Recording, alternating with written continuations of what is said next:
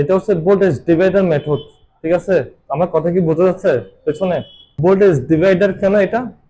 এটা voltage divider কেন দেখো, আমার এখানে আমি যখন ডিসি, এটা ডিসি সাপ্লাই, ডিসি ভোল্টেজ যখন সাপ্লাই দিচ্ছি, প্যারালাল এদিকে আসতেছে এদিকে আসতেছে, যেহেতু এদিকে কোনো কারেন্ট যাচ্ছে না, মানে লো কারেন্ট, এর জন্য আমরা এই কারেন্টটাকে জিরো ধরছি, তখন এই দুইটা তখন সিরিজ হয়ে গেছিল।